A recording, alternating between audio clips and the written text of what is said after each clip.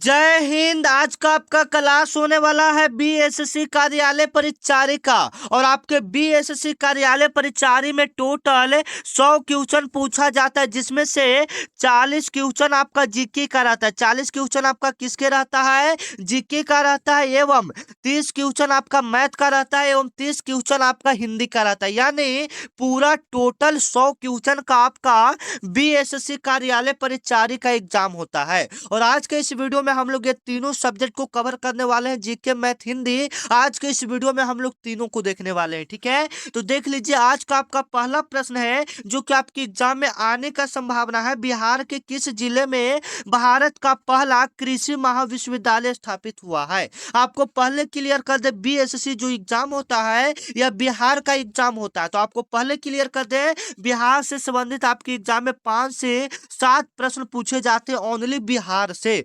बिहार से ओनली कितना प्रश्न पूछा जाता है? 5 से 7 प्रश्न अकेले आपका बिहार देता है, ठीक है ना। अगर बिहार से संबंधित आप प्रश्न याद कर लेते हो तो 5 से 7 नंबर आपका मुट्ठी में कंफर्म है। तो बिहार के किस जिले में भारत का पहला कृषि महाविश्वविद्यालय स्थापित हुआ है? तो वो आपका हुआ है भागलपुर में हुआ है। कहाँ में हुआ है? भागलपुर में हुआ है, याद रखिएगा। अब कहिएगा सर के ऑप्शन में तो आपका भागलपुर है नहीं, तो अब हम लोग क्या सही करेंगे? तो भागलपुर में एक जगह का नाम है जिसका नाम है सबौर। क्या नाम है? सबौर। वहां पर आपका भारत का पहला कृषि विश्वविद्यालय स्थापित किया गया। बिहार के किस जिले में भारत का पहला कृषि विश्वविद्यालय पूछ रहा है, मतलब एग्रीकल्चर यूनिवर्सिटी। वो कहाँ में? आपका भागलपुर के सबौर में ठीक किया गया है, ठीक है, याद रखिएगा। ये क्वेश्चन आपके एग्जाम के लिए काफी इंपोर्टेंट है, क्योंकि ये करंट अफेयर से भी प्रश्न है एवं बिहार से मिलता जुलता प्रश्न, बिहार से भी प्रश्न है एवं करंट अफेयर से प्रश्न, मतलब चांस है कि ये प्रश्न आपके एग्जाम में आ सकता है। तो इसको नोट कर लीजिएगा, कॉपी पर अच्छे से कर लीजिएगा। किस जिला में है?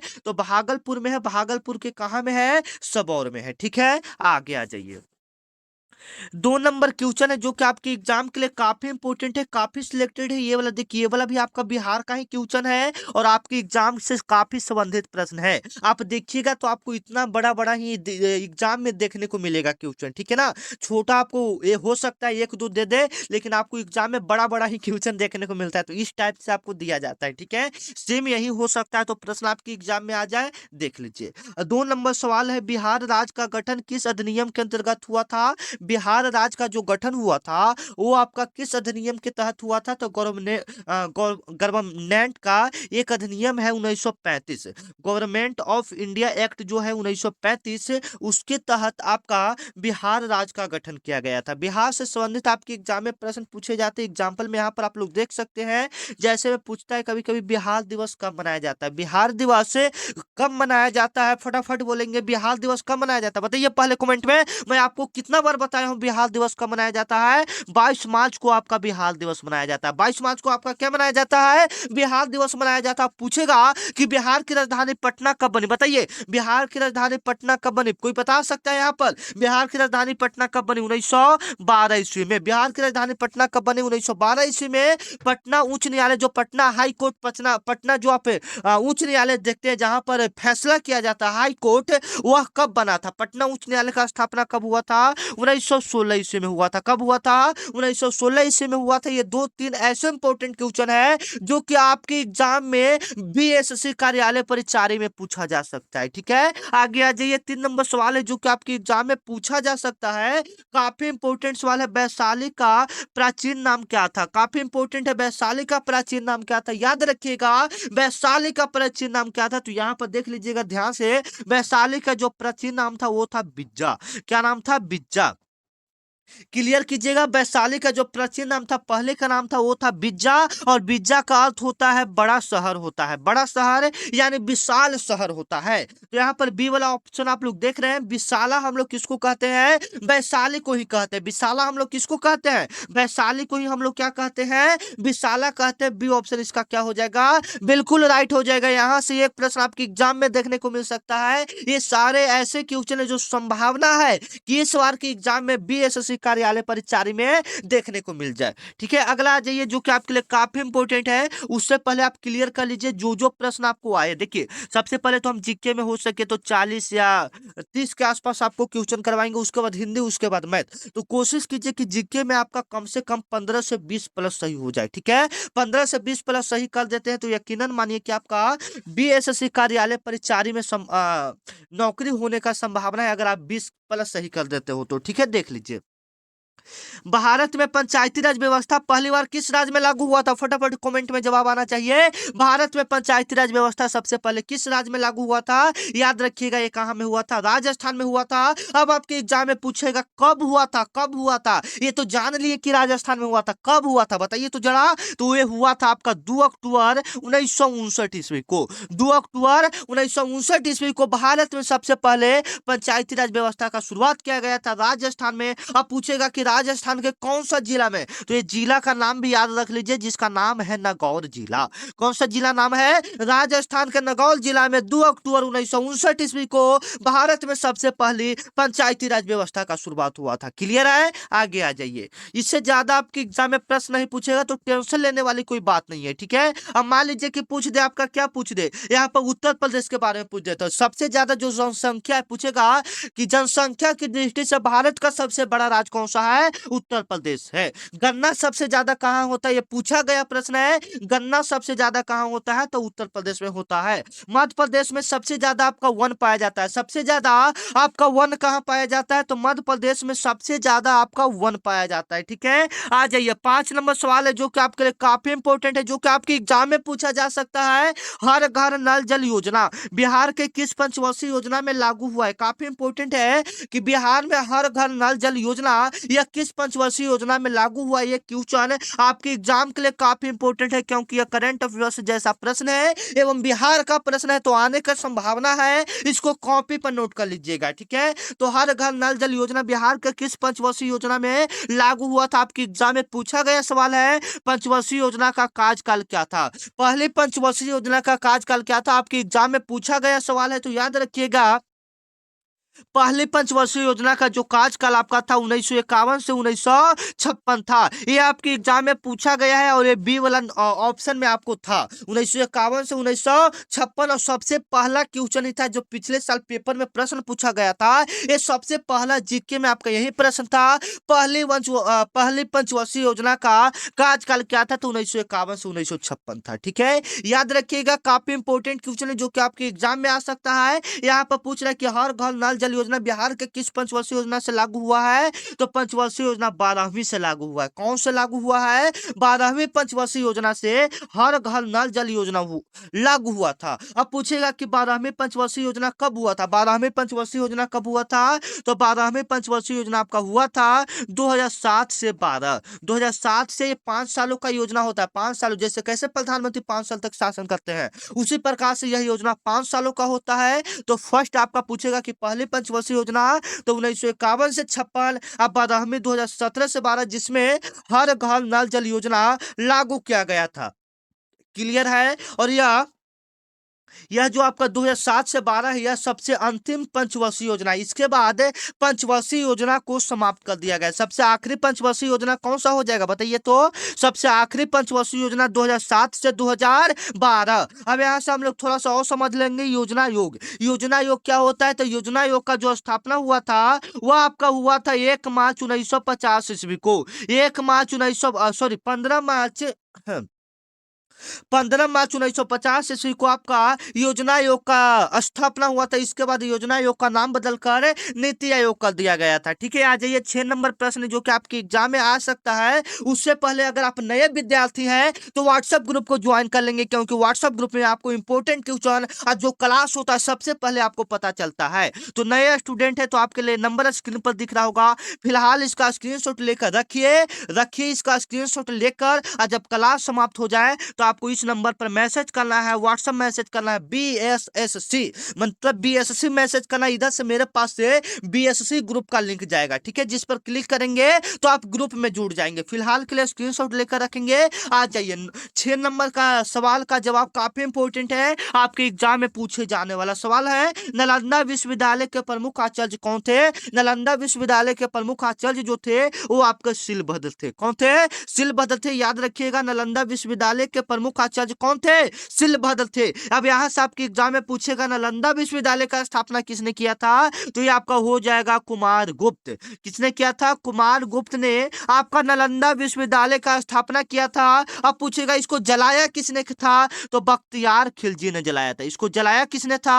बख्तियार खिलजी ने आपका नालंदा विश्वविद्यालय को जलाया था। याद रखिए, फिर से एक बार हम रिवीजन करवा देना चाहते हैं। नालंदा विश्वविद्यालय का प्रमुख आचार्य कौन था? शिलभद्र था। मेरे साथ बोलिएगा, नालंदा विश्वविद्यालय का प्रमुख आचार्य कौन था? शिलभद्र था, ठीक है। और इसका स्थापना किसने करवाया था? कुमार गुप्त ने करवाया था। मेरे साथ बोलिएगा, इसका स्थापना किसने करवाया था? कुमार गुप्त ने करवाया था। मेरे साथ बोलिएगा, एक साथ बोलिएगा, इसको किसने जलाया? बख्तियार खिलजी ने जलाया। क्लियर है? कोई दिक्कत नहीं होना चाहिए, ठीक है। नालंदा विश्वविद्यालय को किसने जलाया? बख्तियार खिलजी ने। बिल्कुल सिंपल है। किसने बनाया? कुमार गुप्त ने बनाया। इसका आचार्य कौन था? तो शिलभद्राचार्य था। क्लियर है? आगे आ जाइए। 7 नंबर प्रश्न जो कि आपके लिए काफी इंपोर्टेंट, काफी सिलेक्टेड, काफी वीवीआई प्रश्न है, जो कि आपके एग्जाम में पूछा जा सकता है। ये आने का संभावना एवं आशंका सवाल है। आशंका सवाल है, तो आप इसको अच्छे से देख लीजिएगा। बिहार का पहला महिला मुख्यमंत्री कौन था? काफी इंपोर्टेंट सवाल है। बिहार की पहली महिला मुख्यमंत्री कौन था? फटाफट कमेंट में जवाब दीजिएगा। बिहार की पहली महिला मुख्यमंत्री कौन थी? किसी को पता है? पता है तो जवाब दीजिए फटाफट कमेंट में। आप लोग भी जवाब दीजिएगा। हम लास्ट में आपसे पूछेंगे आपने कितना प्रश्न को सही किया।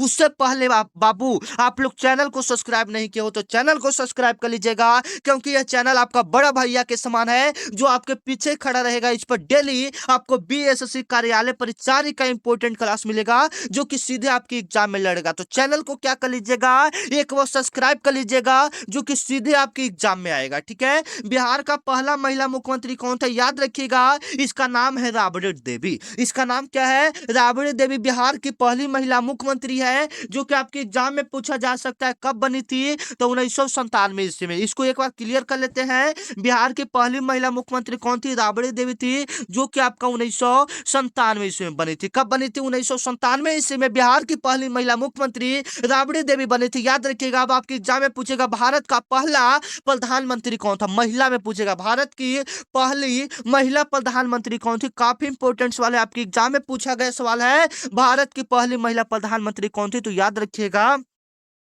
इंदिरा गांधी। कौन हो जाएंगे? इंदिरा गांधी हो जाएंगे। काफी इंपॉर्टेंट है, ये आपके भारत की पहली महिला प्रधानमंत्री थी। अगर राष्ट्रपति पूछ दे कि महिला में राष्ट्रपति कौन थी, तो प्रतिभा पाटिल थी। कौन थी? प्रतिभा पाटिल थी। याद रखिएगा, काफी इंपॉर्टेंट सवाल है, ठीक है। अब यहां से ज्यादा आपका एग्जाम में प्रश्न नहीं पूछेगा, तो कोई टेंशन लेने वाली बात नहीं है। फिर से हम लोग एक बार आ जाते हैं, कॉन्सेप्ट को क्लियर कर लेते हैं। आप लोग मेरे साथ बोलिएगा, एक साथ बोलेंगे तो ज्यादा। देखिए क्या होता है ना, कि दिमाग को अगर आप बोलकर शांत नहीं कीजिएगा तो नहीं बाबू, नहीं याद होगा, ठीक है ना। होता है, किसी किसी को होता है कि देखकर याद कर लेता है, ठीक है ना। लेकिन यहाँ पर बोलने का आदत डाल लीजिए। अगर आप बोलते हैं तो ज्यादा आपको कैपेसिटी है याद होने का, ठीक है। तो देख लीजिए, मेरे साथ बोलिएगा। बिहार की पहली महिला मुख्यमंत्री कौन थी? कौन थी बिहार की पहली महिला मुख्यमंत्री? राबड़ी देवी थी। और वो कब बनी थी? 1997 ईस्वी में बनी थी। क्लियर है? बिहार की पहली महिला मुख्यमंत्री राबड़ी देवी। कौन? राबड़ी देवी कब बनी थी? 1997 ईस्वी में। अब भारत की बात करेगा, भारत की पहली महिला प्रधानमंत्री कौन थी? इंदिरा गांधी थी। अगर राष्ट्रपति पूछेगा तो कौन सा हो जाएगा?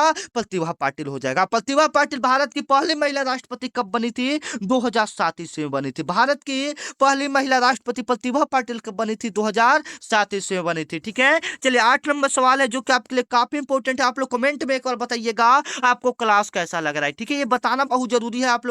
आप लोग को क्लास कैसा लग रहा है। भारत की पहली बायोस्फीयर रिजर्व कौन सी थी? काफी इंपॉर्टेंट सवाल है। भारत की पहली बायोस्फीयर रिजर्व कौन सी थी? काफी इंपॉर्टेंट है, तो याद रखिएगा।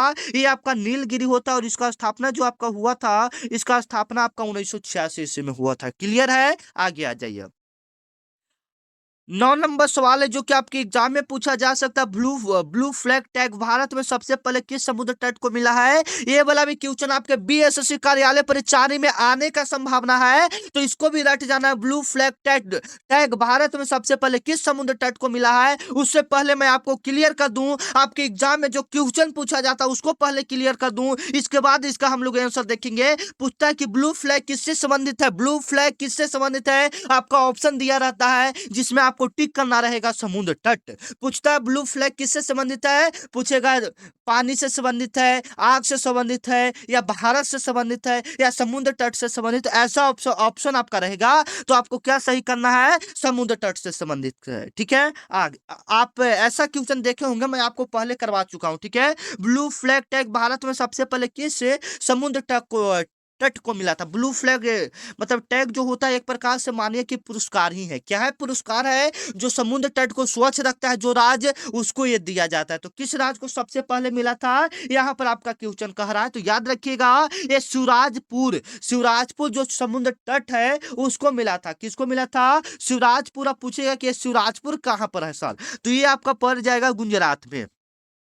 अगर पूछेगा राज्य, सीधा पूछ देगा कि ब्लू फ्लैग भारत के सबसे पहले किस राज्य को मिला था, तो गुजरात राज्य को मिला था। क्लियर है? एकदम क्लियर होना चाहिए, कोई दिक्कत की बात नहीं है। कुछ भी प्रॉब्लम है बीएसएससी कार्यालय परिचारी को लेकर तो आप एक बार कमेंट कर सकते हैं, क्योंकि यह चैनल जो है बाबू मेन बीएसएससी कार्यालय परिचारी वालों के लिए ही है। ठीक है, तो चैनल को सब्सक्राइब कर लीजिएगा, और जो भी दिक्कत इससे आए बीएसएससी कार्यालय परिचारी से, आप बेहिचक कमेंट कर दीजिएगा, आपका रिप्लाई जरूर दिया जाएगा। आगे आगे देख लेते हैं। यहाँ पर क्लियर हो गया ना? ये शिवराजपुर आपका गुजरात में पड़ता है, इसको सबसे पहले समुद्र तट जो ब्लू फ्लैग टैग है उसको दिया गया था। चलिए आगे आ जाइए। 10 नंबर सवाल है जो कि आपके एग्जाम के लिए काफी इंपॉर्टेंट है। बिहार में गन्ना अनुसंधान संस्थान कहाँ स्थित है? काफी इंपॉर्टेंट है। बिहार में गन्ना अनुसंधान संस्थान कहाँ स्थित है? तो ये आपका पुस्सा में हो जाएगा। कहाँ में हो जाएगा? पुस्सा में हो जाएगा। याद रखिएगा, इससे ज्यादा आपके एग्जाम में सवाल नहीं पूछता है। अगर पूछेगा तो यह पूछेगा कि भारत में सबसे ज्यादा गन्ना कहाँ होता है। अगर गन्ना से प्रश्न आपके एग्जाम में पूछे तो यही एकमात्र प्रश्न बन सकता है कि भारत में सबसे ज्यादा गन्ना किस राज्य में होता है, तो इसका जो राइट आंसर होगा वह आपका उत्तर प्रदेश होगा। इससे ज्यादा आपका गन्ना से प्रश्न पूछेगा ही नहीं। तो क्लियर कर लीजिए, गन्ना से प्रश्न ऐसे आपके एग्जाम में नहीं आएगा। अगर आ भी जाता है तो यही एक प्रश्न आएगा, भारत में सबसे ज्यादा गन्ना का उत्पादन कहाँ होता है, तो उत्तर प्रदेश में होता है। ठीक है, आगे आ जाइए। 11 नंबर सवाल है, भारत का पहला जैव ईंधन संयंत्र किस राज्य में स्थापित हुआ है? काफी इंपोर्टेंट सवाल है जो कि आपके एग्जाम में पूछा जाता है। भारत का जो पहला जैव ईंधन का मतलब आप लोग समझ रहे हैं, स्वच्छ ईंधन, किस राज्य में स्थापित हुआ है? तो ये आपका महाराष्ट्र में स्थापित हुआ है। कहाँ में स्थापित हुआ है? महाराष्ट्र में स्थापित हुआ है। 11 का B option is the right answer. आप अच्छे से याद कर लीजिएगा, ये सब जो है थोड़ा थोड़ा इंपॉर्टेंट है, आपके एग्जाम में आने का संभावना है। ठीक है, आगे आ जाइए। ये संविधान तो आपका पीछा छोड़ेगा नहीं, देख लीजिए आगे ना संविधान से प्रश्न है। मैं आपको हर एक वीडियो में बोलता हूं संविधान से 4-5 प्रश्न पूछेगा। संविधान का कौन सा अनुच्छेद राज्यपाल को अध्यादेश जारी करने का शक्ति देता है? मतलब संविधान का ऐसा कौन सा अनुच्छेद है जो राज्यपाल को अध्यादेश जारी करने का शक्ति देता है? ऐसा कौन सा है, फटाफट बताएंगे। तो 213 जो अनुच्छेद है ये राज्यपाल को अध्यादेश जारी करने का अधिकार देता है, शक्ति प्रदान करता है। आपके एग्जाम में जो क्वेश्चन पूछा जाता है वो ज्यादातर अनुच्छेद से ही पूछा जाता है। कहां से पूछा जाता है? अनुच्छेद से ही आपके एग्जाम में ज्यादातर प्रश्न पूछा जाता है। ठीक है, जैसे मैं यहाँ पर पूछा कौन सा अनुच्छेद, अनुच्छेद 213 पूछेगा आपके एग्जाम में ज्यादातर पूछता है। अनुच्छेद 370 किससे संबंधित है? अनुच्छेद 370 किससे संबंधित है? तो ये आपका जम्मू कश्मीर से संबंधित है। ये आपका किससे संबंधित है? जम्मू कश्मीर से आपका धारा 370 संबंधित है। धारा 370 किससे संबंधित है? जम्मू कश्मीर से संबंधित है। काफी इंपोर्टेंट वाले, आप इसको याद रखिएगा। ये नरेंद्र मोदी ने, आपको तो पता है नरेंद्र मोदी ने इस धारा को जम्मू कश्मीर पर लागू किया था, याद रखिएगा। 13 नंबर सवाल है जो कि आपके लिए काफी इंपॉर्टेंट है, देख लीजिएगा थोड़ा सा हल्का है, देख लीजिएगा, अनुच्छेद वाला ही है। अल्पसंख्यक आयोग का गठन किस अनुच्छेद के अंतर्गत हुआ है? जो अल्पसंख्यक आयोग है उसका गठन किस अनुच्छेद के तहत हुआ है? तो उसका जो गठन हुआ है वो लगभग 40 से 42, जो 40 से 42 अनुच्छेद है उसके अंतर्गत हुआ है। यहाँ पर ऑप्शन आपका नहीं है तो आप बोलिएगा कि सर कौन सा होगा, तो बताइए, वो संसद अधिनियम द्वारा हुआ था। किसके द्वारा हुआ था? अल्पसंख्यक आयोग। मान लीजिए कि कोई अल्पसंख्यक, वहां पर किसी का जाति कम है, तो उसका गठन किस अनुच्छेद के अंतर्गत किया जाता है? तो संसद अधिनियम द्वारा किया जाता है। अनुच्छेद में पूछेगा तो 40 से 42 याद रखिएगा। ठीक है, आगे आ जाइए। बिहार के किस जिले में वाल्मीकि राष्ट्रीय उद्यान स्थित है? काफी इंपॉर्टेंट है। बिहार के किस जिले में वाल्मीकि राष्ट्रीय उद्यान स्थित है? वाल्मीकि राष्ट्रीय उद्यान ऐसा राष्ट्रीय उद्यान है जो बिहार में टाइगर के लिए एकमात्र राष्ट्रीय उद्यान है। पूछेगा कि बिहार में टाइगर के लिए एकमात्र राष्ट्रीय उद्यान कौन सा है? वाल्मीकि राष्ट्रीय उद्यान है। पूछ रहा है कि किस जिला में है, तो ये आपका पश्चिमी चंपारण में हो जाएगा। जो जो बच्चे पश्चिमी चंपारण से होंगे उनको पता होगा। आप लोग एक बार बताइएगा तो कहाँ कहाँ, मतलब डिस्ट्रिक्ट अपना बताइएगा, कौन कौन सा जिला से आप लोग वीडियो देख रहे हैं। ठीक है, बताइएगा एक बार कमेंट में आप लोग कौन कौन सा जिला से वीडियो देख रहे हैं, ताकि मुझे भी तो पता चले कि हाँ बच्चों की संख्या इतनी ज्यादा है। फॉर्म लगभग आपका लगभग कितना 10-12 लाख से ज्यादा। ये तो हम आपको एक क्या बता रहे हैं, बहुत कम मात्रा में बता रहे हैं। 10-12 लाख से ज्यादा आपका फॉर्म फिल हो चुका है बीएसएससी कार्यालय परिचारिका। तो मेहनत इस बार खूब करना है, ठीक है ना। चलिए, 15 नंबर सवाल है जो कि आपके लिए काफी इंपॉर्टेंट है। भारत का पहला स्वदेशी semi high speed train set कौन सा है? मतलब भारत का पहला अपना खुद से निर्माण किया गया सेमी हाई स्पीड ट्रेन कौन सा है? सबसे फास्ट ट्रेन कौन सा है? तो आपका वंदे भारत हो जाएगा। कौन सा हो जाएगा? वंदे भारत हो जाएगा। याद रखिएगा, काफी इंपॉर्टेंट क्वेश्चन है। इसका निर्माण आपका चेन्नई में हुआ था। इसका निर्माण कहाँ में हुआ था वंदे भारत का? वो चेन्नई में हुआ था। इस ट्रेन को हम लोग कभी कभी आपकी एग्जाम में हो सकता है कि दे दे, ट्रेन 18 किसको कहते हैं? ट्रेन 18 यानी ट्रेन 18 ऐसे लिखा रहेगा, बोलेगा किस ट्रेन को मतलब किसको कहा जाता है? तो वंदे भारत को कहा जाता है, या इसको सेमी हाई स्पीड ट्रेन भी कहा जाता है। सेमी हाई स्पीड ट्रेन किसको कहा जाता है? वंदे भारत को, या ट्रेन 18 उसी को कहते हैं। और ये जो निर्माण आपका हुआ था, याद रखिएगा, चेन्नई में हुआ था। कहां में हुआ था? चेन्नई में हुआ था। 16 नंबर सवाल है जो कि आपके लिए काफी इंपॉर्टेंट है। भारतीय संविधान में वित्त आयोग का उल्लेख किस अनुच्छेद में है? भारतीय संविधान में जो वित्त आयोग है उसका उल्लेख किस अनुच्छेद में किया गया? मैं आपको पहले बता दिया, आपके एग्जाम में अनुच्छेद से 1-2 प्रश्न पूछा जाता है तो क्लियर कर लीजिएगा।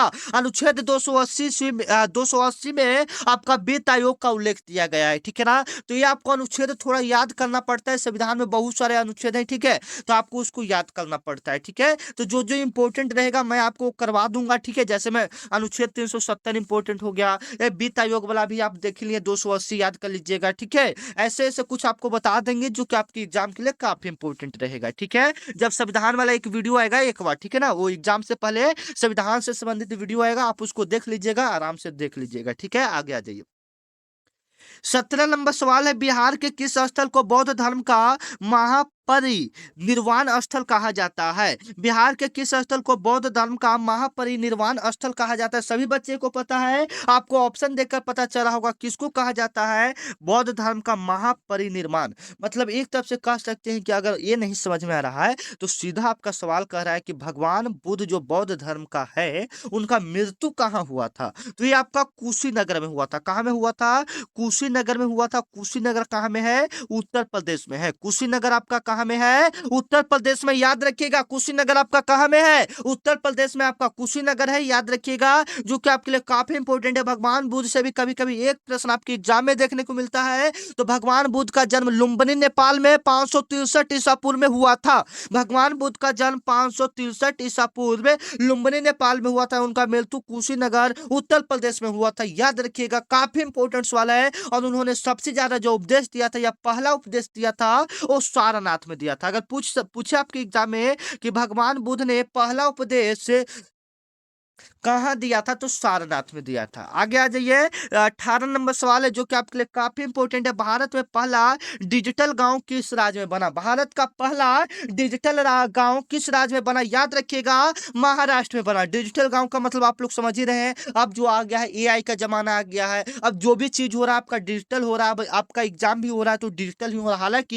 ये बीएसएससी 10th लेवल जो आप फॉर्म फिल किए हैं ये आपका ऑफलाइन होगा, जैसे 10th का एग्जाम होता है, लेकिन 12th वाला जो बच्चे फिल किए हैं, जो 12th वाला बच्चे फॉर्म फिल किए हैं, उनका ऑनलाइन एग्जाम होगा, कंफर्म कर लीजिए।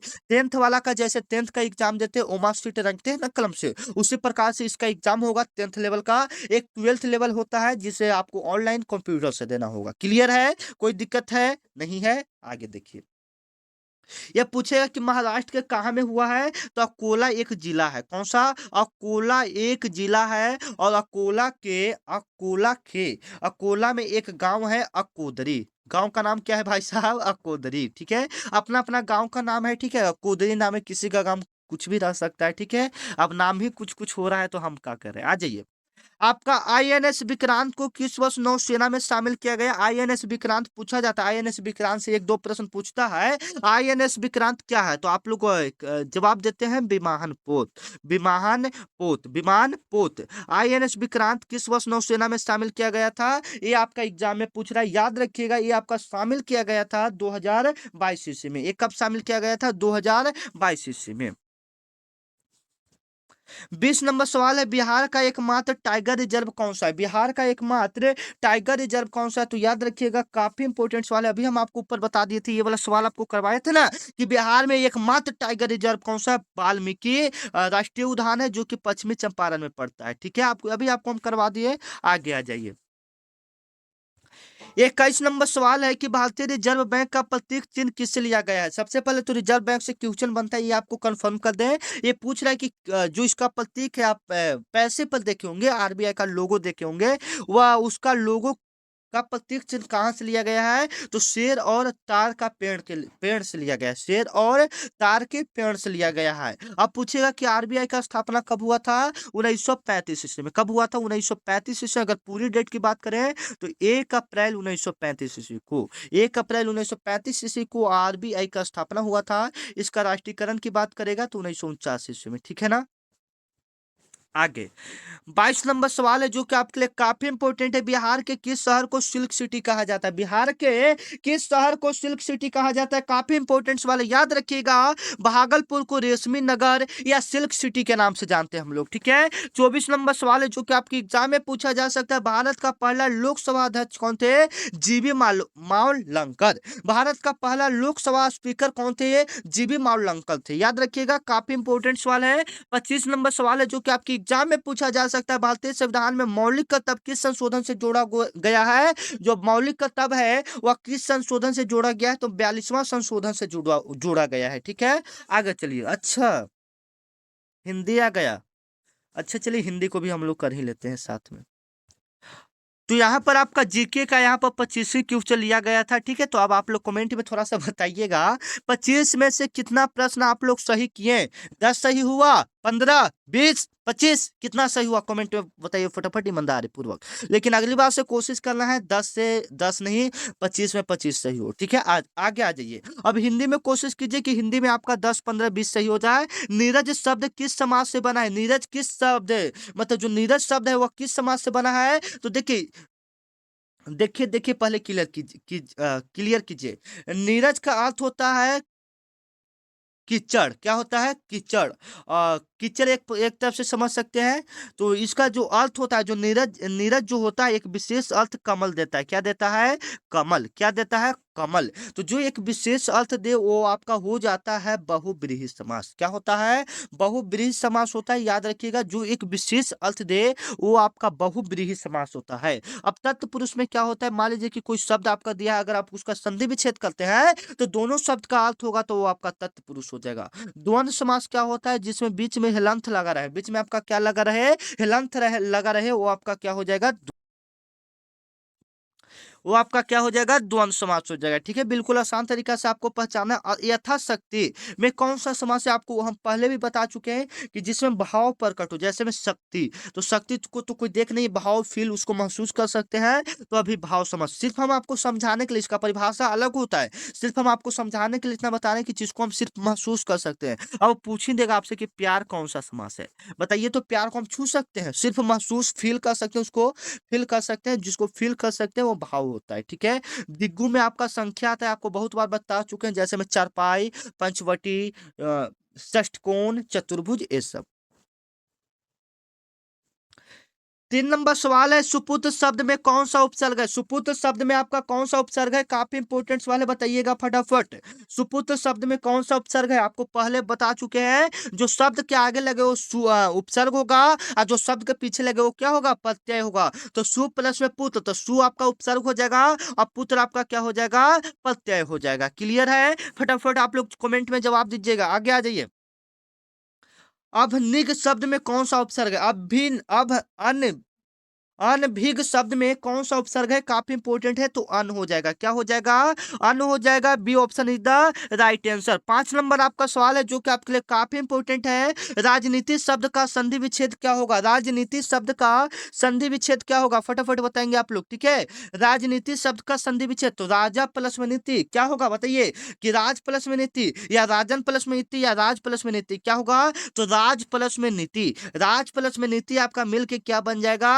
राजनीति बन जाएगा। राज प्लस में नीति मिलकर क्या बन जाएगा? राजनीति बन जाएगा। 6 नंबर आपका सवाल है जो कि आपके एग्जाम में आ सकता है, काफी इंपोर्टेंट सवाल है। तपोवन शब्द का संधि, मतलब तपोवन किस संधि से बना हुआ है? तपोवन, तो तप प्लस में वन, तप प्लस में वन, जिसमें ऐसे दो बिंदु लास्ट में आ जाए उसको हम लोग विसर्ग संधि कहते हैं। उसको कौन सा संधि कहते हैं? विसर्ग संधि कहते हैं। C option is the right answer. आगे आ जाइए। 7 नंबर सवाल है जो कि आपके एग्जाम में पूछा जा सकता है। लघुता शब्द में प्रत्यय क्या है? लघुता शब्द में प्रत्यय क्या है? बताइए फटाफट। क्या होगा? तो ता होगा। प्रत्यय का मतलब शब्द के पीछे लगने वाला, तो लघु प्लस में ता, तो क्या हो जाएगा? ता आपका प्रत्यय हो जाएगा, और लघु क्या हो जाएगा? उपसर्ग हो जाएगा। 8 नंबर सवाल है जो कि आपके एग्जाम में पूछा जा सकता है, काफी सिलेक्टेड प्रश्न। पुस्तकालय शब्द में मूल शब्द क्या है? पुस्तकालय शब्द का मूल शब्द क्या हो जाएगा? तो पुस्तक हो जाएगा।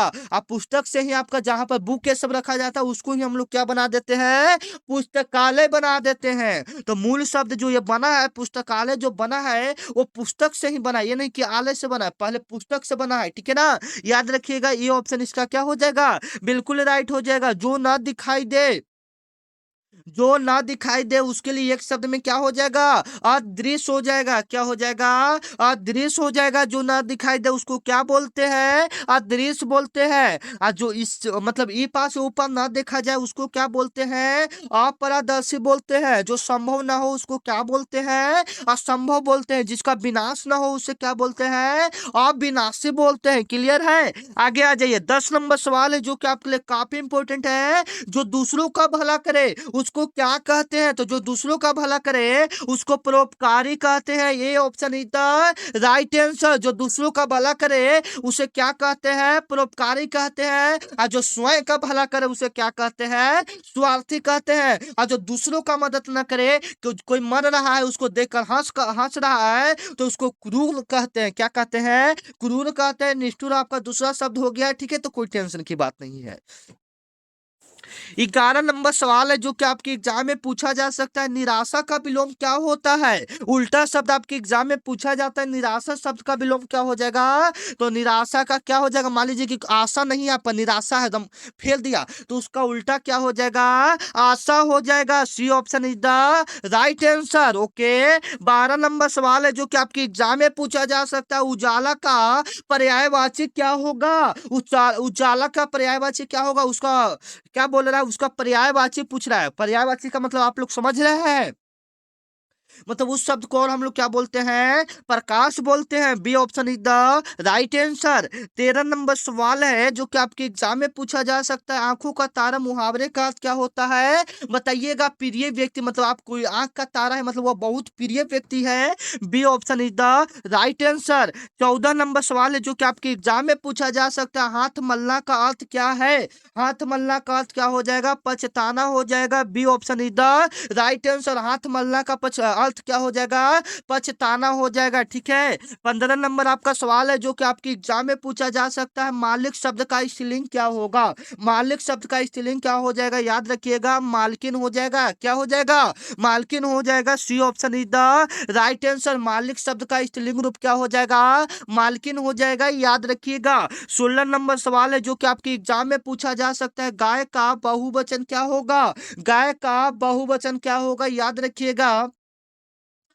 याद रखिएगा, गाय का हम लोग क्या बोलते हैं, गाय बोलते हैं। ये बी वाला ऑप्शन क्या हो जाएगा, बिल्कुल राइट हो जाएगा। 17 नंबर सवाल है जो कि आपके एग्जाम में आ सकता है। वह विद्यालय जाता है, वह क्या है बताइएगा, वह विद्यालय जाता है वह क्या है, तो वह आपका सर्वनाम, यह वह तुम मैं, यह सब आपका सर्वनाम हो जाएगा। विद्यालय आपका संज्ञा हो जाएगा। जाना आपका क्या हो जाएगा, क्रिया हो जाएगा। पहचानना सीख गए, जाना आपका क्या हो जाएगा, क्रिया हो जाएगा। आगे आ जाइए, 18 नंबर सवाल है जो कि आपकी एग्जाम में आस आने का संभावना है, जो कि आपकी एग्जाम में आ सकता है। मीठा आम में मीठा क्या है, मीठा क्या है, उसका विशेषता बतला रहा है। जो विशेषता बतला है उसको क्या कहते हैं, विशेषण कहते हैं। B option is the right answer. 19 number सवाल है जो कि आपके लिए काफी इंपोर्टेंट है। राम ने पत्र लिखा में पत्र क्या है, राम ने पत्र लिखा में पत्र क्या है, तो पत्र क्या हो जाएगा बताइए। पत्र तो क्रिया होगा नहीं। राम ने पत्र लिखा, पत्र क्या हो जाएगा, राम ने पत्र लिखा। कर्ता ने कर्म को, मतलब कर्ता ने अपना काम कर दिया, किसको, कर्म। ये क्या हो जाएगा, पत्र आपका क्या हो जाएगा, कर्म हो जाएगा। ठीक है ना। आगे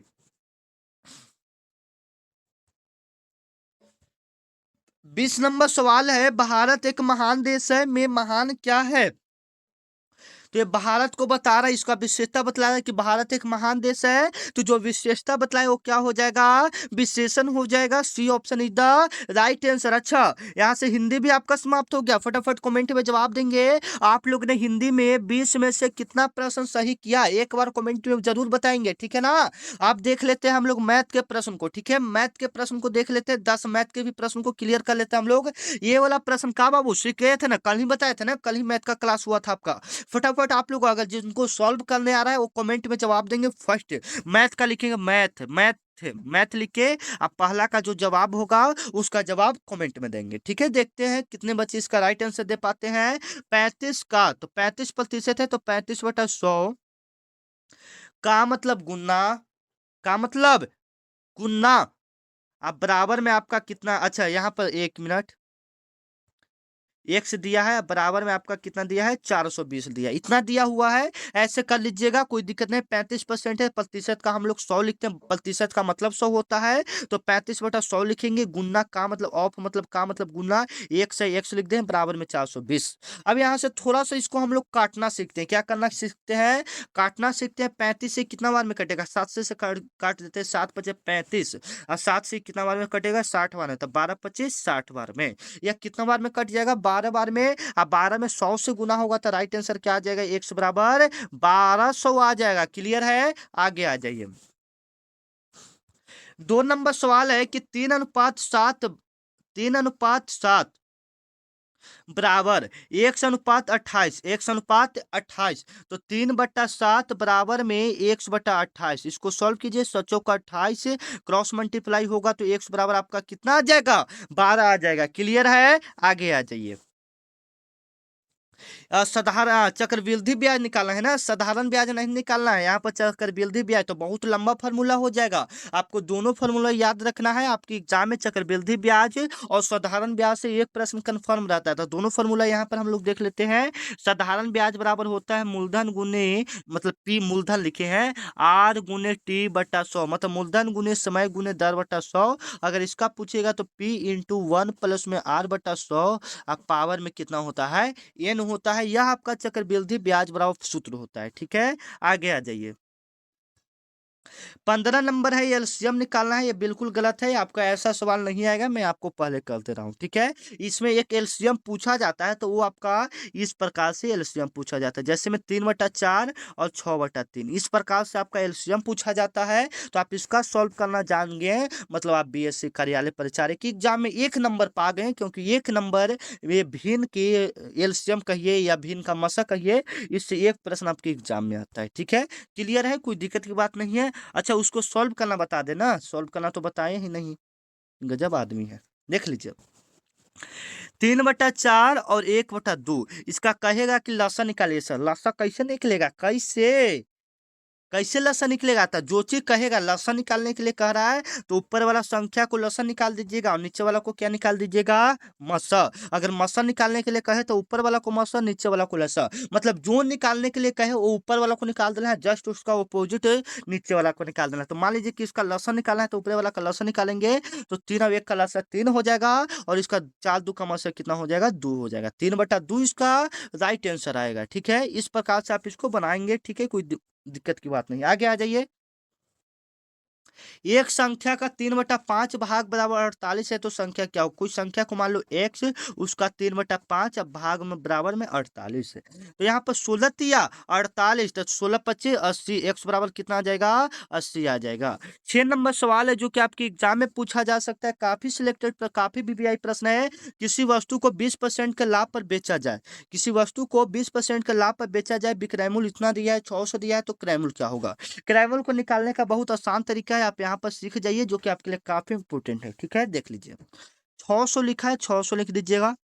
ठीक है, इतना तो लिख देंगे। प्रतिशत आपका कितना का होता है? 100 का। 100 का लिख देंगे बट्टा बट्टा बट्टा आपका 20% का लाभ हो रहा है। 20% का क्या हो रहा है? लाभ हो रहा है। कोई भी चीज 100% का होता है तो उसमें हम लोग 20 ऐड कर देंगे। 100 और 20 कितना होगा?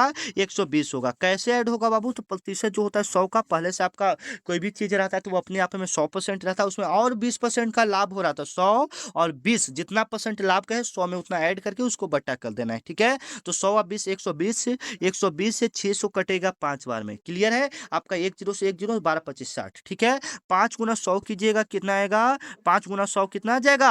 500 आ जाएगा। है ऑप्शन बी सही कर दीजिए। आगे आ जाइए। 7 नंबर सवाल है, दो संख्याओं का अनुपात 5:8 है। दो संख्याओं का अनुपात क्या है? 5:8 है। उनका योग 260 है तो बड़ी संख्या क्या होगा?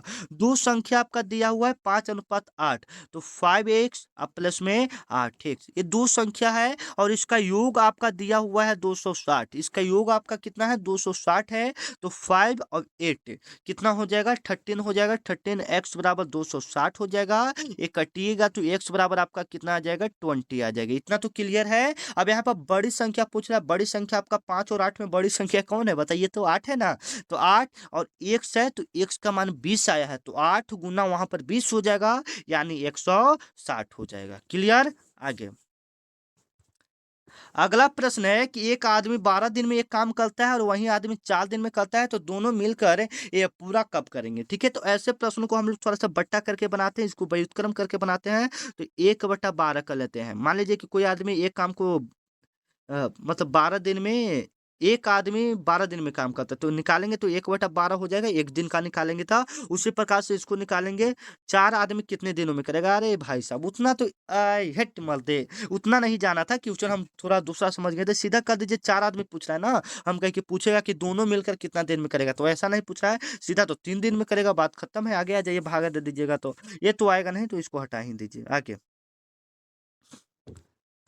अगला प्रश्न है, किसी संख्या, कोई संख्या है को 20% बढ़ा दिए, 20% बढ़ा दिए बराबर में 600, 600 हो इस प्रकार से है। तो इसका राइट आंसर क्या होगा? आपका आपसे पूछ रहा है। ठीक है, तो इसको सॉल्व करेंगे तो x बराबर इधर से ये वाला जाएगा। इसको मान लीजिए कि हम लोग कितना घटाकर कर दें,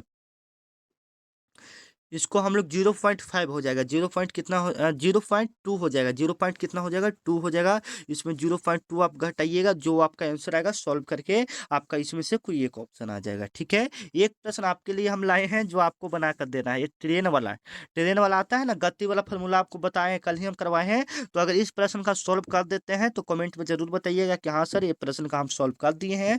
बाकी मिलते हैं अगले क्लास में, ये आपको हम बताएंगे भी अगले क्लास में कि कैसे बनेगा। हाल फिलहाल अगर आपसे बनता है तो कमेंट में जवाब दे दीजिए। मिलते हैं नेक्स्ट वीडियो में। ऐसा भी स्लाइड बहुत छोटा है, आप यहाँ पर देख सकते हैं। तो टाइम बहुत हो गया है, वीडियो ज़्यादा लंबा हो जाएगा तो आप लोग उतना देख नहीं पाएंगे, आपका भी टाइम व्यर्थ होगा। उतना लंबा वीडियो देखने से क्या फायदा जिसमें टाइम हमका व्यर्थ हो ज़्यादा। तो हम लोग उतना भर ही क्लास करेंगे जो कि आपके लिए लाभदायक हो। ठीक है, तो मिलते हैं नेक्स्ट वीडियो में, तब तक के लिए जय हिंद।